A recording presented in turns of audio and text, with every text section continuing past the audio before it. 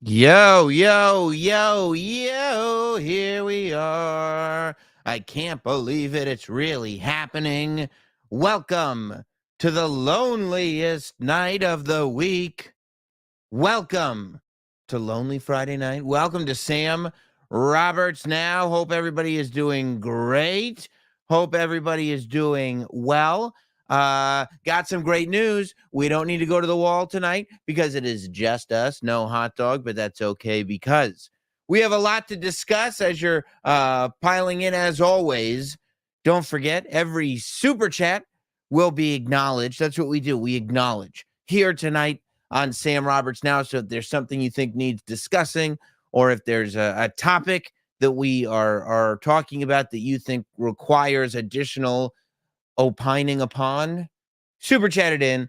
We'll talk about all of it. We have a lot to do tonight because it was a big, I might still have it. It's a big, yes, movie weekend. Look, I got the movie ticket, right? That's the receipt. Oh no, that's the ticket. That was the receipt. They didn't tear my ticket. I hate it when they don't tear your ticket at the movie theater because it makes me realize that I could have I gone for free. I feel like a sucker. I walked right through. There was no person. I saw the desk. You know, they separate the theater on two sides. Theaters, whatever, 1 through 8 over here, 9 through 16 over there.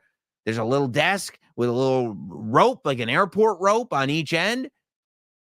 I go through, no problem. I got my ticket, but I bought the ticket when I got there. I didn't even buy it in advance. And there's nobody sitting at that desk.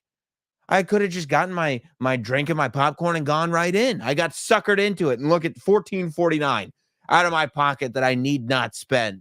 However, I am glad that I was able to contribute to the arts. You all know how I feel about the arts, and specifically this bit of art, the Live Nation event that shocked, or the live television event that shocked the nation, Late Night with the Devil. I told you last week that this was my plan, and somehow I was able to follow through. Late Night with the Devil is out right now in theaters. It's not the easiest movie in the world to find, although, and I'm always looking for the scam, like I'm looking for the scam on how to get into that movie theater for free. It's tough to believe that it's true, but it was reported in the trades. And if there's one space that won't lie, it's the trades. Variety magazine reported that last Sunday, Late Night with the Devil grossed $666,666. I don't know how that's possible. I think it made like $2.8 million for the whole weekend. But they said, and if they just report like information that the studio sends them, then that's fine. And then you go, well, it's harmless, right? Because it's cute. Whatever. It's not like they're saying they made $9 billion. They're saying they made like 600,000, but they actually made 600, and they're reporting 666. But then you're like, well, if that's the case, if you can just lie about numbers, people should just start lying about numbers. Regardless, maybe it wasn't a lie. Maybe there was some kind of demonic intervention, because that's what this is all about. So Late Night with the Devil was fantastic. I loved it. I loved my whole experience getting to go to a movie theater to see a movie like this. The horror genre has come a long way in the sense that not a lot of movies are making money. Movies that were a shoo-in, a safe bet to make $1 billion, are no longer that safe bet. So they're looking at what's actually making money. Horror movies are doing it. And so you're seeing, I don't even want to say studios, because this is pretty independent. You're seeing chances get taken. You're seeing players take chances. Movie theater chains are taking chances. People are taking chances on these horror movies. And I hope people are showing up. $666,666 worth of people showed up last Sunday. So it's got to be something. I showed up last night. The theater wasn't empty on a Thursday night. I mean, it wasn't half full, but it was a Thursday night. What do you expect? So I say it's taking a chance because Late Night at the Devil, or Late Night with the Devil, is a movie that was like made for Shudder, the streaming service. except instead of it just getting sent straight to the streaming service, they're doing a theater run first. But it's a quick run. I think it's going to be streaming middle of April, like April 16th, April 19th, something like that. It's, I think, going to find a life. It'll have a small life in theaters. It'll find a life streaming, but I think it'll find, hopefully, they'll find a way to get it in front of eyeballs for Halloween, because it's going to be able to find a big life. PK says ABBA is taking chances. Well, they do. They take a chance on me. Take a chance, take a chance, take a chance. So that one got me. So here's the premise of this movie. It's great. Late Night with the Devil is, the story is that this fella right here, Jack Delroy, who's played by David Desmalchi, who you'll recognize, he's in like the Christopher Nolan Batman movies. I think maybe the second two he was in. He's been in a ton of stuff. He's been in especially a bunch of horror movies. He always like plays somebody that's slightly off. But this is the first time that I've ever seen him carry an entire movie. And he did a phenomenal job. He plays this talk show host in 1977 named Jack Delroy. Jack Delroy is Johnny Carson's competition. And he has this rise. And this is going to be non-spoilers, by the way. No spoilers here, because I want you guys to go see this if you're into it.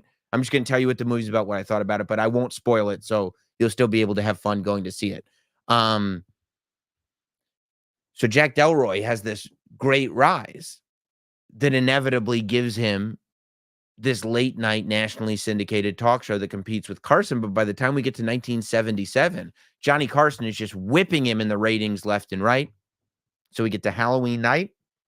It's sweeps week, and Jack is trying to pull out all the stops. He started to do a lot of stunting on his show. You see some Jerry Springer tactics and stuff like that. And on this Halloween night, he's doing a live show where he's going to bring in a girl who may or may not be possessed, right? As well as other people, somebody who, a clairvoyant who says that he can speak to the dead, as well as a skeptic that's based on The Amazing Randy, which I love, because if you go back to those like TV shows from the 70s, those talk shows, some of the best clips are when the Amazing Randy is on there with like Uri Geller and people like that. Or I don't know if I think Uri Geller was one of them, but like the people who would bend spoons, or the people who would move stuff with their mind. Like there was one guy, he would just ruin careers, this Amazing Randy. There was this one guy who was like, I'm a mentalist, right? I'm a mind freak, and I can turn pages with no hands. And whoever the talk show host was, I got to see that. And the guy goes like this, and whatever. I don't know how he does it, but apparently he's blowing on the page, and that's how he's getting it up. But nobody can tell he's blowing on it. You can't hear it in the microphone or anything. So they go, that's amazing. You just turn the page with your mind. And they were like, Amazing Randy, what do you say? And Amazing Randy had this thing where he had like $100,000 blank check, blank meaning the name was blank, for whoever could prove they were actually a clairvoyant, actually had this ability to communicate with from beyond the grave, actually had the ability to do this mentalist stuff. And so Amazing Randy goes, yeah, no, that was great. That was really impressive. And then he takes out like feathers and he like sprinkles them in front of the page. And he goes, can you do it again? And the guy looks at him. He can't do it because he knows that if he blows on the page, you'll see the feathers go everywhere. His trick is spoiled. He can't do it. And he's just like, no. And then he's ruined. And that's what the Amazing Randy used to do, just destroy dreams. So the way this movie is presented is the first bit of genius, okay? Because, like I said, it takes place in 1977, and you can see in the trailers that it's this talk show. But it's basically presented almost like a pseudo documentary, where the movie starts with this video package of background information, whatever, a few minutes of just background information. Here's who Jack Delroy was. Here is his life. Here was his rise. And they show, this is his wife, blah, blah, blah. His wife died, blah, blah, blah. But the meat of the movie, I mean, that's literally three minutes maybe at the top. The rest of the movie, the entire thing, they're like, okay, that's the background. Now we'd like to present to you for the first time the entire live broadcast of that show. And so what they present it as is he's doing this live show that they taped on Halloween night, and we're just going to show you the live show. And there were cameras rolling during the commercial breaks. So when the show goes to commercial break, and it's presented in like 4x3, like it looks like, it's an old tape of a 70s TV show. And then during the commercial breaks, they go to this widescreen format where it looks like it was shot on like black and white 16 millimeter film. So it's like, how do we know what they're saying during the commercials? Well, there was somebody with a camera that was rolling on it since it was a special Halloween show, and we combined that footage. That's why it makes sense that there's the intro package. They do the intro package and they say, we combine the show with the footage from the commercials to present to you what happened on that night. And you get to watch, the full show. And it moves. It's like hour and 26 minutes. It's real fast, but it moves at this pace because it doesn't cheat. There are no cheats. What you could do, and what they do a lot of times when they do movies like this, is they make it so like, oh, this is where the tape broke, and then we go right to this next scene. That way you don't have to do the whole show. But they don't do any of those cheats. They show the entire show from start to finish. So you feel like you go into this experience watching it, and it kind of sucks you in as if you're watching this show. That's the perspective that you're watching it from. Furthermore, because it's a live television show, not only do you feel at points like you're an audience member watching this television show in real time, but you're also taking the journey with these characters in real time because the television show is live. So it's basically like watching a movie that is happening over the course of real time. Like if this 90-minute movie was actually just 90 minutes as opposed to multiple days, weeks, months, years that they combine into this one thing. But then it gets darker, and they start it, so it's not spoilers, but it gets darker where this guest that they have on, who is this girl who has apparently she's apparently got a demon who lives inside of her. She's possessed. But that's because she grew up with a satanic cult, and they show that there was this satanic cult in Los Angeles, and the cops came and they burned themselves to the ground. But there was one girl that survived the whole thing, and this girl's been living with this doctor who's been trying to get her through this and everything. And then Jack convinces the doctor to do an exorcism type thing, like a summoning of the demon live on the show. And well, I'll just tell you, shit hits the fan.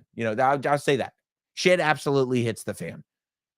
But it's also tied to the fact that we find out in the open, so again, no spoilers, that Jack Delroy also had ties to the Grove, which is clearly in reference to the Bohemian Grove, which is this spot where the elite reportedly meet up once a year to, make their plans to control the world and whatnot. So you have all this stuff kind of baked in. And the fact that you don't see beyond the TV show and the production of the TV show, meaning you don't follow these characters home. You don't have a ton of flashbacks. You don't have all this stuff going on. You just see what's in front of you. You're presented all this information. And then as things are happening, you kind of piece it together. And it's got this nice slow build like a 70s talk show did. 70s talk shows did not have the pace of modern day television, and certainly not modern day internet. Like 70s talk shows would have spaces for silence. The interviews would go on long. They'd kind of be figuring it out as they went. You see that how you just immediately slowed it down. So you have those moments in this movie, but it ends up building to the point where you're like, there's something going on. There's something going on. Build. And the third act is just absolute insanity. It's tremendous. You also have this thing that what I was worried about walking in was that it was going to be like a parody of the 70s. That it wasn't going to be so much like, oh, this is like a show from the 70s. It was going to be like, haha, look at how big their lapels are. Can you believe they wore clothes like that? What is this? Look at those burn sides on them. Look at those hairdos. What is this, the 70s? Ha, ha, ha, ha, ha. And I'd be like, okay, that's right. You're taking me out of it. It was not a parody of that. They tried to make it like legitimate for the time. And then, that way they can suck you in and then boom, boom, boom, boom, boom. We're on this roll and here we go. The possession I also enjoyed. The element of the demonic possession, because I don't necessarily love movies that are all about the demonic possession. The Exorcist did it and they did it great, but they've already done it. If you I didn't see the new Exorcist. I heard it stunk. I don't need movies that are completely about a possession and an exorcism. Here, it's just a part of it. And just over here on the side, by the way, you also, it's essential to the story, but ultimately, this is a movie about Jack Delroy, not about the little girl who's possessed. So the fact that the Jack Delroy is just this character that's interacting with this girl who's possessed, I don't know, for whatever reason, that's what's up my alley. So I enjoyed it very much. I would definitely recommend you guys checking it out. And look, do you need to see it in a theater? No, it's going to be streaming. You'll be able to watch it streaming. And like I said, most of the movie, the vast majority of the movie is in like 4:3. So you're not even getting the big theater aesthetic. But if you care at all about these movies getting made, if you care at all about this stuff existing, then I think that these are the types of movies that you should see in theaters. I think it's much better in general to make an effort to see movies like this as opposed to big giant blockbuster movies, because everybody's going to go see those big giant blockbuster movies. The more of us that see movies like this in theaters, the more they'll put movies like this in theaters, which is ultimately what we want. And I'll talk to you later about the next, I think, movie theater trip that I'm going to make. Hopefully. But this movie is not without controversy. People are divided on this movie, some without even seeing it. The controversy came up because there were reports that Late Night with the Devil used something worse than Satan himself. Maybe something that Satan put on this planet. Artificial intelligence. AI. People are outraged that Late Night with the Devil reportedly used AI. And they went to these, it's this, like, I think Australian, I want to say, set of brothers that wrote and directed this movie. And they go, is this true? This can't be true. You didn't use AI in this movie, did you? That's the worst thing you could do. And they said, yeah, we used it a little bit. So as it turns out, they used AI, and I've got an example of it here. They used AI. So as I said, it's meant to feel like you're watching a 70s television show. And that television show is called Night Owls with Jack Delroy. That's why it says Night Owls with Jack Delroy right there, see? But so they said that in 3 images, and every time they go to break, they have one of these images up.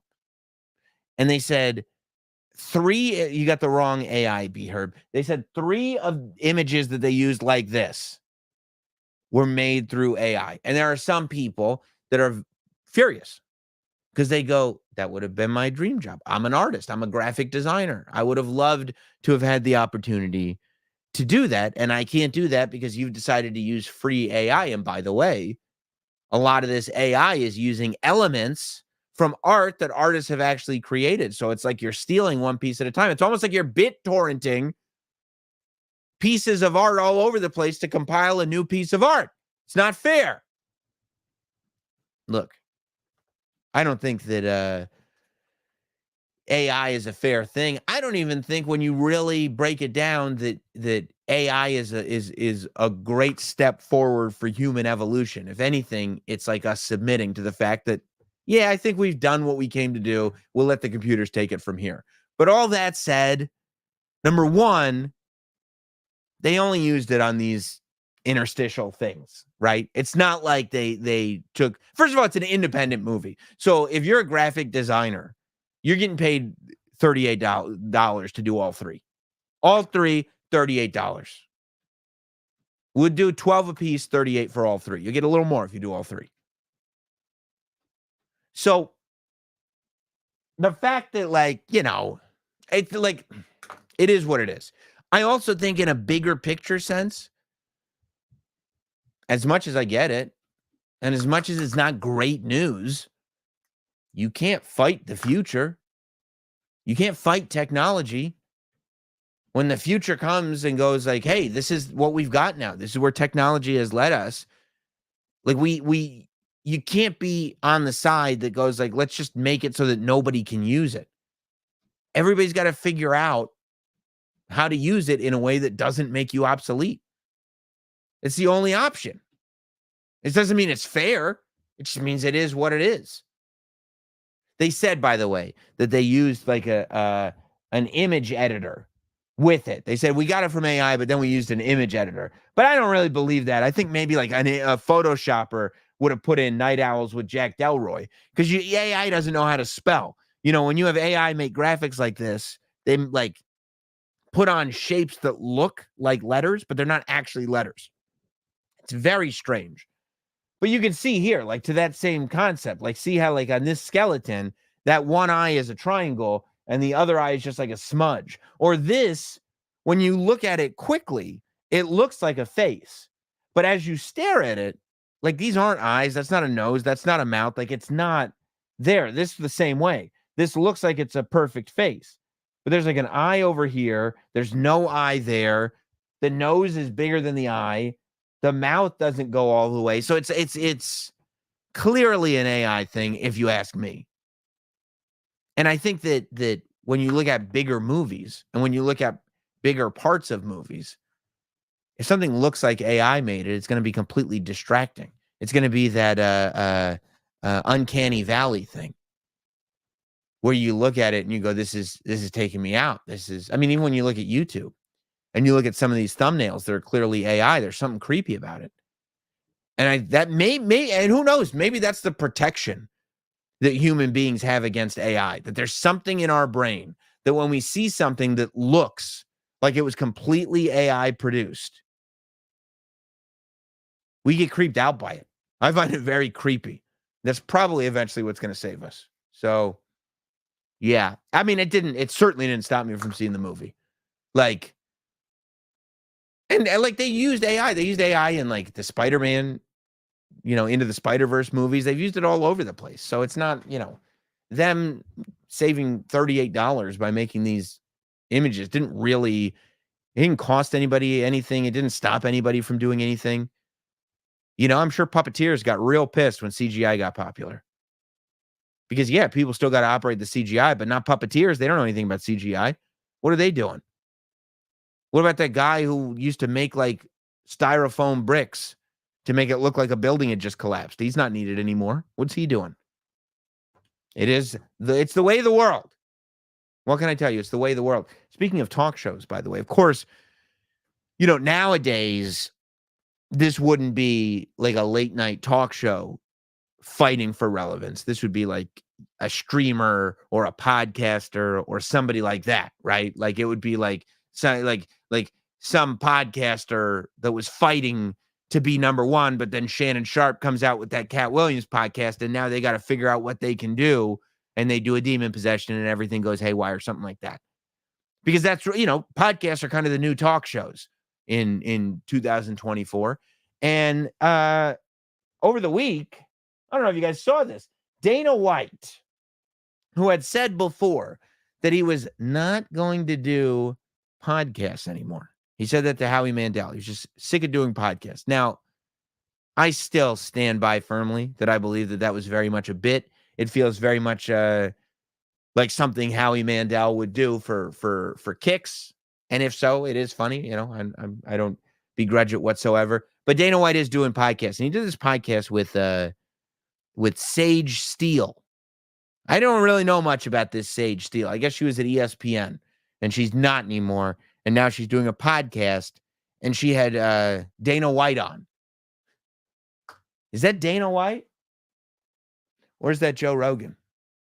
Well, there was a moment. There was a moment on the show where we did get the answer to that question. We probably didn't need it. You probably knew the answer to that question. I knew the answer to that question, but others may not have. So Sage got to the bottom of it. It's just a great cringe moment. You. That's what we do. Last question. Oh, that's the beauty of this. One more question. One last question, and then that's it, and then we're good. What's Joe Rogan's dream? Joe Rogan. Oh, hang on. But so few do it. We're the best sports organization in the world. Yeah. I know it. Yeah. My people know it. Yeah. And we get up every day and we go into that building and we kick ass and we all take pride in what we do, knowing that we are the absolute best to ever do it. Forget about combat sports. I don't even compare myself to other combat sports anymore. That's right. I compare me and my team Sports to entertainment. the NFL, Major League Baseball, all the majors. We are one of the majors and we're better than them. We do it better than all of them do. And I know it. They know it. I mean, production value is great. You got to say that. Production, it looks like $1 million. This lighting, the colors, they got their socks on. Everybody's comfortable.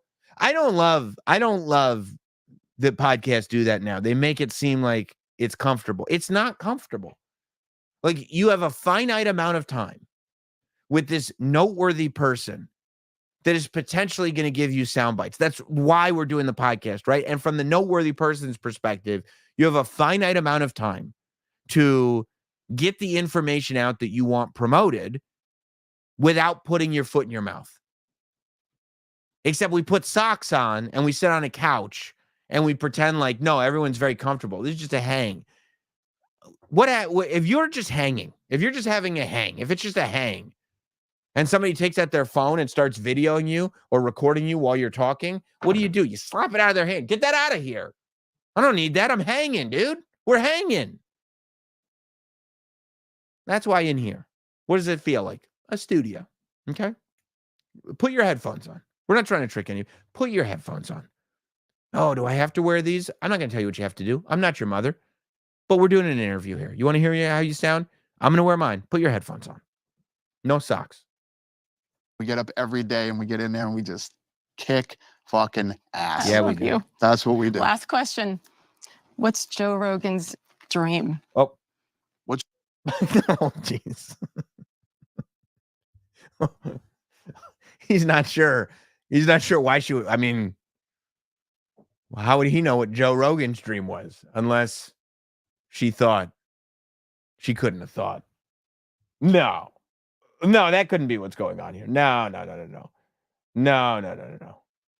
And then we just kick fucking ass. I love you. That's what we do. Last question. Right. What's Joe Rogan's dream? What?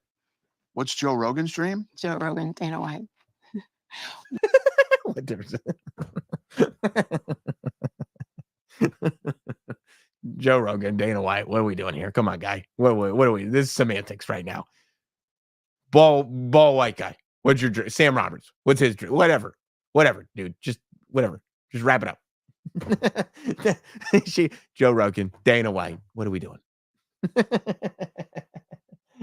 Just one of my, because she's like, I mean, what do you do? What do you do? Keep smiling. And then we just kick fucking ass. I love you. And she said, I love you. She goes, I love you. She just said that. I love you. She doesn't even know who he is. She does not know who that person is sitting across from her. Then this is what I mean. You know why she said, well, I'll tell you in a second. I will tell you. What's Joe Rogan's dream? What's Joe Rogan's dream? Joe Rogan, Dana White. What's Dana White's dream? What? Did you just think I was Joe Rogan? I totally did. Just call me fucking Joe Rogan. By the way, you know what the best part is? I believe, because she rephrased the question, if you listen to it. She rephrased it. She was going to say, no, Dana White. And instead of just going, I meant Dana White, she rephrased it. Hit him in the leg. What is Dana White's dream? If you look, she gave herself an edit point. And maybe she would have put it out anyway because she realizes this is going to get clicks. This is going to get a lot of attention. This is going to be good for her business ultimately. She's going to have to take getting roasted for a while, but people are going to watch the clip. But she gave herself an edit point by rephrasing the question. And then Joe, then Dana wouldn't let it go. He goes, did she just call me Joe Rogan after she had already rephrased the question? She can't rephrase the question again or he's going to know. So he won't give her the edit point, and she's trying to take it. Watch now with that information. But better than all of them do. And I know it. They know it. And we get up every day and we get in there and we just kick fucking ass. I love you. That's what we do. Last question. What's Joe Rogan's dream? What's Joe Rogan's dream? Joe Rogan, Dana White. What's Dana White's dream? That's it. That's the edit point. Joe Rogan, Dana White. She realizes, okay, in her head, this is how I would do it. She's got this little pocket of dead air. That's a nice little cut. Put it right in here. She got 3-4 cameras rolling. No problem. Easy edit points. What's Dana White's dream? Did you just think I was Joe Rogan? So she's in the middle of this weird spot where she's trying to be, nah, man, we're just having a conversation. / I'm a serious TV professional and we're going to make this look like professional and credible. So like when he goes, did you just call me Joe Rogan? Fucked up her edit point, but she's trying to just go with the flow. She's like, yes, I did. Yes. Totally did. She just called me fucking Joe Rogan. You thought I was fucking Joe Rogan? Yeah, I thought you were Joe Rogan. I was born before Joe was ever. I love that yeah, sure, I thought you were. Yeah. That's so, yeah, Dana. Good one. Like, what? Why is Dana getting the eye roll on this one? I don't understand.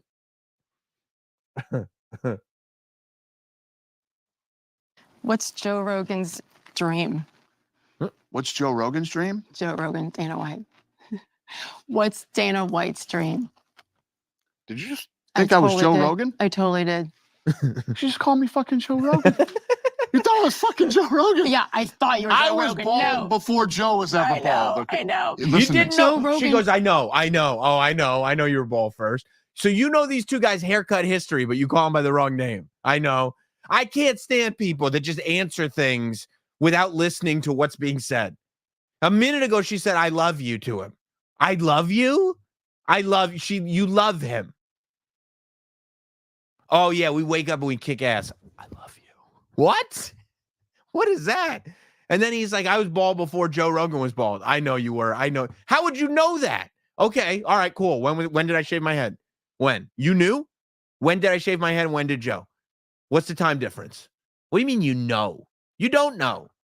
You call him Joe Rogan. And Dana White are literally the only two. So listen to this. That I have the wait. Let me finish. I have the respect for because of how you freaking stood up and support others. So forgive that. But wait. So I will be walking down the street. Dana's being very gracious here.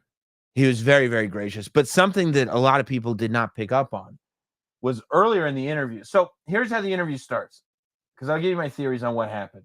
Now, this is, again, what I'm talking about, right? Like, clearly. So, okay. Next day and look at yourself in the mirror and say, how do I make sure that never happens again? Ba, ba, ba, ba, ba. Music.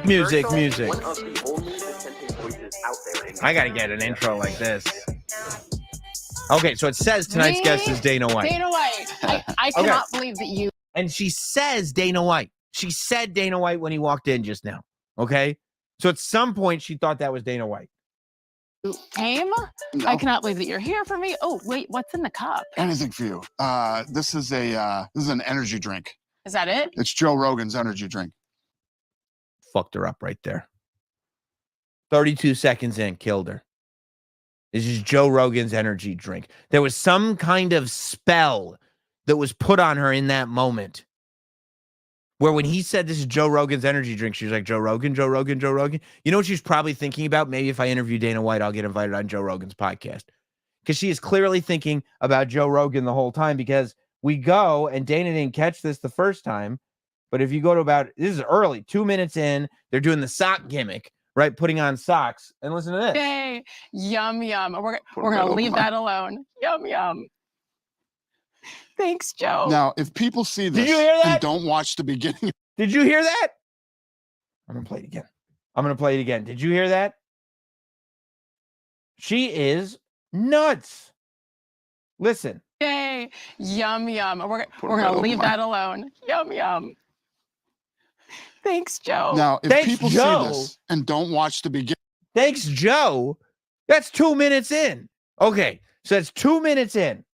And then an hour and 18 minutes goes by. An hour 18 goes all the way by, right? And then this. He was quoting others of saying it. Oh, fuck. And Rogan said, well, I saw this. Oh, they're talking about Rogan again. And I apologize for the word and whatever, but did you just I think that was totally Joe did. Rogan? I totally did. They won't stop talking about Joe Rogan. You know how annoyed Dana White must be? It's like, look, Joe Rogan's a friend. Joe Rogan's an incredibly successful guy. But I kind of started the UFC. Well, I guess he didn't start it, but I'm kind of the guy in charge of UFC now. Here's what I think happened. I think this was a big look for Sage Steele. And I think she just let the nerves get the best of her. I don't think she really thought that was Joe Rogan. I think she was thinking about Joe Rogan a lot. I think Sage wants to do Joe Rogan's podcast badly. And I think that she was thinking about it while she was talking to Dana White and thinking about all the little stuff that goes into doing a podcast. She's thinking about how she should be sitting, how she's going to get to the next answer. She has her little cards, you know, because it's just a hang. So I have index cards with questions on it for this little hang. She's got her cards with the index because she doesn't know. She's feigning familiarity, you know? That's a difficult thing to do. She doesn't know how to just hang. So it's difficult to pretend to do that. And so what happens is she's so concentrating on figuring out where the conversation is going to go and pretending to hang that she doesn't even remember the basics. She doesn't even remember who she's talking to. She's an hour and 20 minutes into the conversation. She's still so in her head that she calls this guy Joe Rogan. Who's he? I got a million questions for Dana White. I would never call him the wrong name. It's Dana White. What's not to talk to him about? I could talk to him down here for, hours. Hey, Dana, how are you doing? Anyway, what about Joe Rogan? What's he really like? You know, all kinds of great questions like that. Oh, I wonder if that's weird for Rogan to know that there are people like, I guess that comes with being like like successful to the levels of which most of us can't even fathom. But he's just got people that are doing interviews like that are just thinking about him so much that they just call other people his name. Oh, I loved it. Wild, wild, wild. Wow. I will tell you this. We were talking about Late Night with the Devil at the beginning of the show. The next movie up, and I don't know if it's a full-on reco yet. I don't know where I'm going to land on it. I was hearing good things about Late Night with the Devil. Winnie the Pooh, Blood and Honey 2 has been released. I'm going to do everything within my power. I'm a very busy person these days, but I'm going to do everything within my power to see this Winnie the Pooh movie and to be able to come back to you guys and give you a full response on my thoughts on this. You know, I saw the first Winnie the Pooh. This is, of course, the new genre of horror movies where they realize the beloved childhood classics are now the IP behind them are now free use, that the copyrights have run out. So they're allowed to do whatever they want. And so they do horror movies. So apparently, like, there are big plans for this Poohniverse. That's what the kids are calling it, the Poohniverse. There are big plans for it because they're looking at what's going to come up soon. And this is the second Winnie the Pooh movie. Budget is apparently higher than the first one was.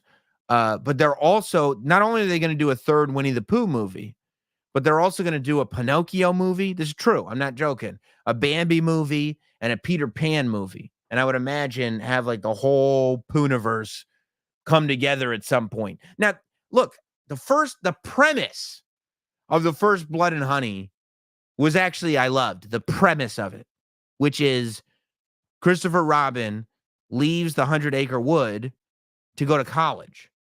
And while he's gone, his Winnie the Pooh friends, which is Winnie the Pooh and Piglet and Eeyore, have become so domesticated because Christopher Robin was hanging out with them all day, every day, that they aren't ready to just live on their own. They're not ready to be animals. They've been domesticated. And so they have a terrible time living out there in the woods by themselves. They can't find food. They end up eating poor Eeyore, and they just become these rabid, murderous human-animal hybrids. I honestly think that that is one of the strongest premises for a movie I've ever heard in my life. But in execution, it was fairly lacking.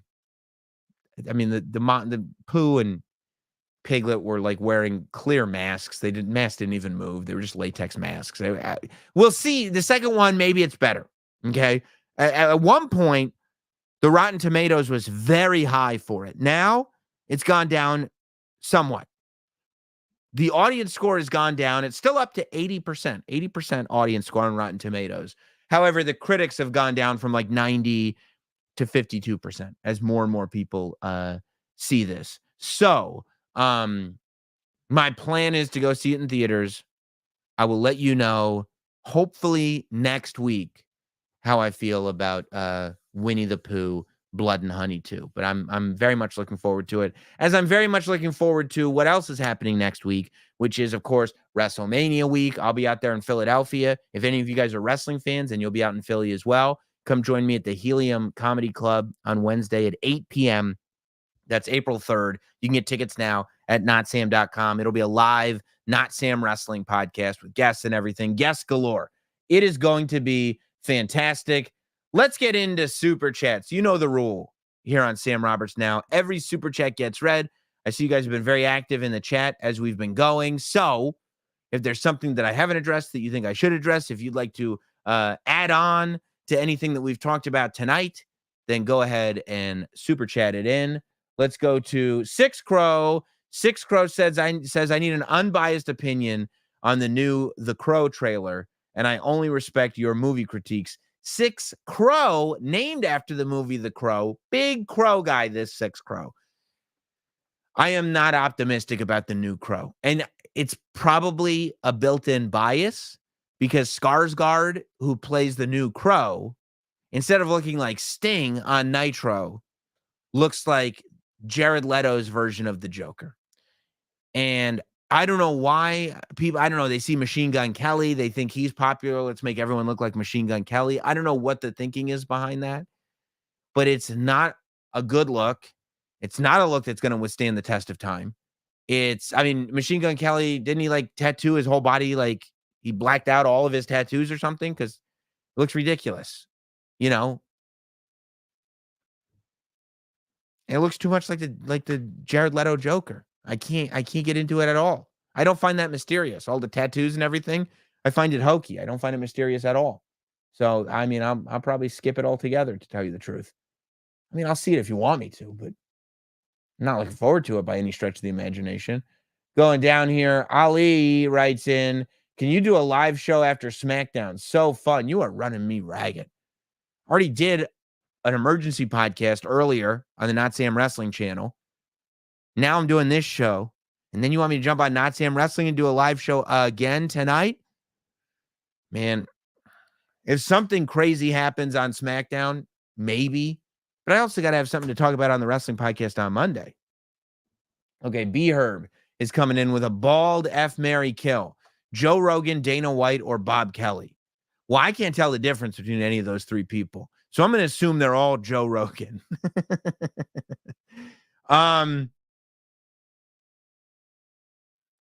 Unfortunately, well, I don't know. Okay, I got it, I think. I'm going to, well, I mean, I probably, of the three of them, well, I don't know. Bob Kelly might get in. The F is what's really a problem for me right now. I'm marrying Dana White for sure, because Dana White is motivated. He can be a supportive spouse. He's got a lot of money, and we both work for TKO. So, I mean, it's just built in right there. It just seems like a good idea. So I'm marrying Dana White. And then I feel like I should probably F Joe Rogan. only because I feel like Joe Rogan has a gruff exterior that maybe he'd be a sensitive lover, whereas I think Bob Kelly has a lot of rage and anger that he keeps stored, and I wouldn't want that to come out in the sack. You know what I mean? So that's what I'm thinking. But ultimately, I think that they would all be Joe Rogan. Not Sam Lehman writes in, hey, Joe Rogan, will you be attending Jake Paul versus Mike Tyson? I would love to, Lehman. Unfortunately, I am actually not Joe Rogan. It's actually not, I'm not Joe. James Malaspino, my only, and I mean only activity on X is you retweeting my Sam Roberts memes and videos. Brings a happy tear to my eye. Yes, you're the one who out of context video edited myself and Nicole Biggins. I got a real chuckle out of that. New Satisfying podcast went up on Thursday morning. Go to Satisfying Pod here on YouTube. It is a riot. This episode, this Nicole, not doing well. Not doing well at all. Zatoichi's Cane Sword. I miss the old airtime, Sam, because right now I'm at work. I'll watch the full show later. Take care, Sam. I appreciate you. I totally get where you're coming from. There's something very great about late nights, but when you got 2 jobs, 3 kids, and an entrepreneurial drive that can simply not be squashed, the late nights get tough. It gets real tough for the schedule. And it's not, I mean, technically, right, like 10:30 to between 10:30 and 12:30 is a golden hour because the kids are asleep. But then it's 12:30. I gotta wind down. I'm not going to bed till 2:00 in the morning. I can't be going to bed at 2:00 in the morning, waking up with these kids. You kidding me? Six Crow, thanks. That's what I was afraid of. Yeah, I mean, look, I'm only judging it from the trailer, but that's just me. All right. Appreciate all you guys tuning in for tonight's show, being here and having a good time, especially you super chatters. You're the best. You got 5 styluses, so you might as well use them. I'm going to cheers with you later.